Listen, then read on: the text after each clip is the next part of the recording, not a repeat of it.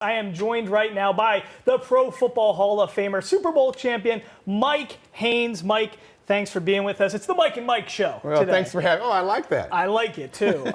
Listen, let's talk about a little bit of everything. We obviously, as a former Super Bowl champion who picked off Joe Theismann in Super Bowl 18 in that big blowout victory with the Raiders, I want to get your take on everything that happened in the Super Bowl. But let's start with this. You had a quote where you said about playing defense. You said, "You're always either bad or great. There are no in-betweens. I wish the public was more educated about defense, but they're not. I had some of my best games when I'm competing and shutting out a guy and it goes unnoticed." So in the Super Bowl, I think defense was a big story that kind of has gone unnoticed, I think. We saw what Steve Spagnuolo has done with the Chiefs defense. When you're evaluating the Super Bowl and how they held Patrick Mahomes, even the 49ers held them to 3 points, in the first half. Tell me from a defensive perspective what you saw from the Super Bowl. Well, actually, I was expecting a lot of scoring. Yes. But obviously both teams have great defenses. Otherwise, we would have seen a lot of scoring. And the coaches had a tremendous amount of respect for each other. And they weren't going to try to trick them and fool them and all the other stuff. They just wanted to play sound football. Yeah. And the defense, both defenses really played really well. Mahomes, he's a character. Now, most guys who are a quarterback, they throw the ball the same way. He could throw it sidearm, overhand, backhand, underhand. He could throw a million ways. Yeah. I don't know if he always played that way or if he learned to play that way and it helped him become a better quarterback. But he was a very interesting guy, and I'm sure defensive coordinators have a hard time trying to figure him out because most guys who are running to their left, they can't run to their left and throw back to their right. Right. He can.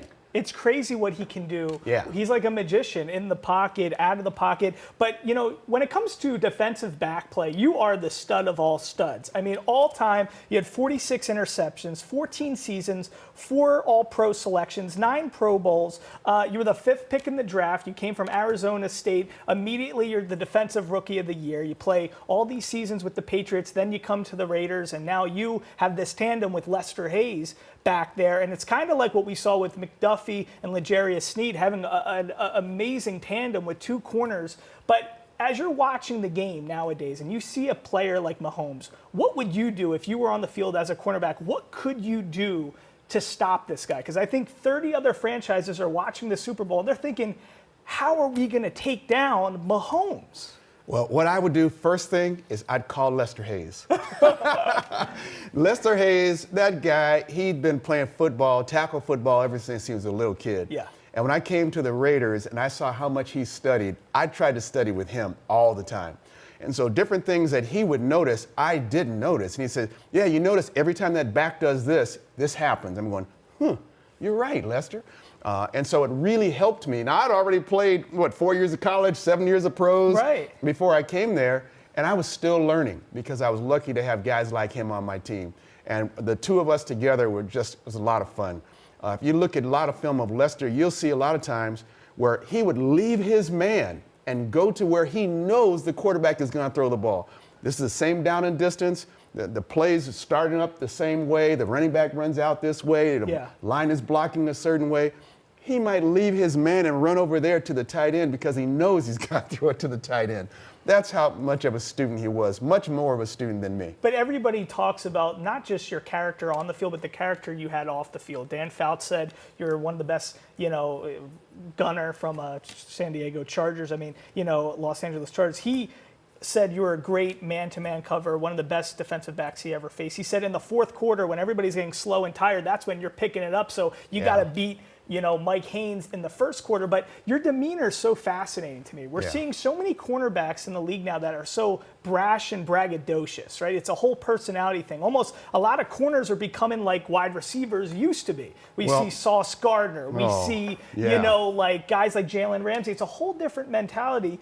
Do you think your disposition, the way that you kind of come across, is that really helpful to have success on the field as a cornerback, as the way that you have to approach the game? Well, I think a little bit has to do with the way my mom raised me. Barbara and Hudson, right? Yeah, that was my dad, And but my mom is the one, and she, I became a born-again Christian, and so I grew up in LA, so I had a little bit of that in me, what you're talking about, that cockiness kind of stuff.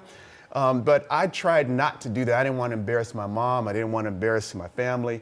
So I really didn't do that. And when other guys did it, it really kind of bothered me because it's not right. It's not the right thing to do, I don't believe. But it was such a, I mean, it must have been such a staggering thing for people to recognize, because even when you were enshrined in the Pro Football Hall of Fame, this is what people spoke about at your ceremony. They said about your demeanor. So how did that translate to the field and to your play? Do you think it's something you got to be true to who you are and who your personality is? Maybe Sauce, it jazzes him up, it gets him ready to go, but what's your perspective on things like that? Well, for me, it's like I also had a bad experience. I can't remember exactly what it was, but it was a situation where I was feeling arrogant and cocky and everything.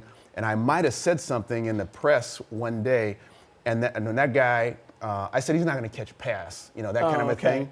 And he ended up catching a pass, and it was a big pass, an important pass. And so I said, I'm not ever going to say that again. I'm not going to ever put myself in a situation where I'm going to make myself look bad, and all that guy has to do is catch it. I got you. One catch. So that was one thing, and it really wasn't my nature. I played a lot of different positions. In high school, I was a tight end when I started. I was a wide receiver. I was a quarterback. I never played wide receiver. I played, in the preseason a little bit, but then they moved me to quarterback because we needed quarterback. Right. And so that helped me in college. I had an appreciation for the quarterbacks. I knew exactly how difficult that job was. Only thing I didn't like was they gave all the credit to the quarterback. Right. I hated that, and I even told the coaches that. I said, why do the quarterbacks get all the credit? When you mention the defense, why don't the guys who really did a good job, why don't they get some credit? Right. And they don't broadcast the game, they just coach us, and it's up to those broadcasters. It's kind of like the trenches, and a lot of those linemen, they don't get that credit they deserve. As we're breaking down the X's and O's from this Super Bowl game, to me what's fascinating is, the way Trent McDuffie and L'Jarius Sneed contained Brandon Ayuk and Deebo Samuel. They did not have big games. Even George Kittle did not have big receiving games. What did you see from the X's and O's standpoint on how they really contained? I wish I could tell you. I wish I could tell you because when it comes to watching the games, I'm a fan just like you. I'm watching the ball, Gotcha. wherever the ball is. Gotcha. Only times I sometimes will watch is when I'm expecting. I know they're going to throw the ball to this guy. I'm wondering how they're going to do it, those kind of things. But I really don't get involved in that anymore. Okay, I love it. Listen, the great Mike Haynes, this guy, not only we're going to have you're going to have to come back to the studio and talk to us because so many amazing things you actually really did throughout your career. You even, as you were transitioning from the Patriots to the Raiders, you actually had to take the NFL to court just to be able to kind of play for the Raiders, and they had to void a whole contract. So that set an interesting precedent. But real quickly, before I let you go, just want to know that game, 38-9, you guys beat the Washington Redskins, Super Bowl 18, 1984. You had Marcus Allen was the MVP. He had a huge game on the ground. Cliff Branch, Ted Hendricks, Howie Long, so many great players. On the other side, John Riggins, Art Monk. What is the jitters like? Tell us. Not many people can understand what it's like to play in a Super Bowl game. You guys went up 21-3 at halftime, so it really was a blowout. But do you remember what those feelings were like? Is it truly just like any other football game, or does Super Bowl Sunday feel completely different? Well, for me, it felt completely different. I can only speak for myself. And earlier that season, the Raiders and the Redskins played against each other, and the Redskins beat them. And the Redskins were defending Super Bowl champions. Right, and they were defending champions. So their ego was huge. They really thought, wow, we're going to really win this game. We've already played these guys. We know what kind of guys they are. However, the only thing that was really different was me.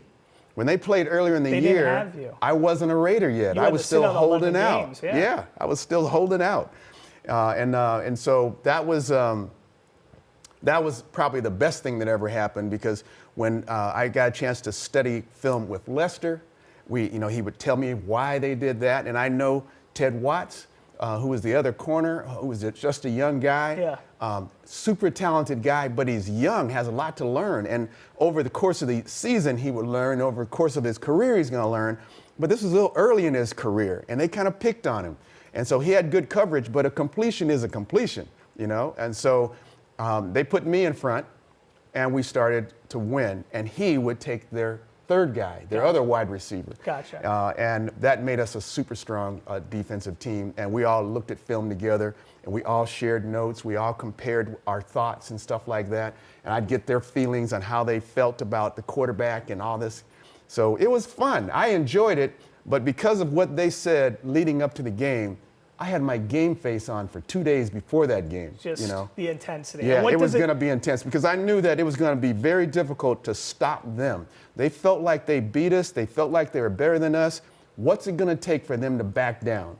And that's what it took. It took us playing super tough football, gang tackling, making good hits, and breaking up balls and stuff like that. And just, you know, in the huddle, they should put a camera and a mic in the huddle to hear what guys are saying in the huddle. But our huddle breaks were huge, and we walked out. If you looked at everybody's face after every huddle break, they had their game face on like this is the most important play. You guys were taking it seriously. Not the game. This is the most important play. When they go in that play, we play it well, get back in the huddle, same thing. Another play, we got to stop them.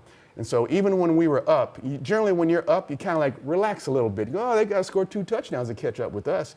Not that game. We played every single play, every single quarter, all out. And last question for you. What does it feel like when you pick off Joe Theismann in a Super Bowl game, you get that interception? Well, just a Super Bowl interception is the most important thing. You know, at least you want that just because, you know, you're playing and you want to have a great career. You want to talk about the great things that you did. And if I just say, oh, I covered Mike Davis all day. You know, he was good. Not an easy task. I'm a lot quicker than I look. But having that interception, you know, is something that I didn't get a lot of times because people didn't like to try and throw on my side because I was like a receiver. I'd catch the ball just as easily as a receiver. And that made a huge difference for me. And I was honored that Joe Theismann tried to throw on me. I love it. Listen, a stud and a gentleman on and off the field. Pro Football Hall of Famer, College Football Hall of Famer. He's part of the NFL 100 anniversary team, 75-year anniversary team, and he's a Super Bowl champion with the Raiders, the great Mike Haynes. Thanks for joining us. Thanks for having me, Mike.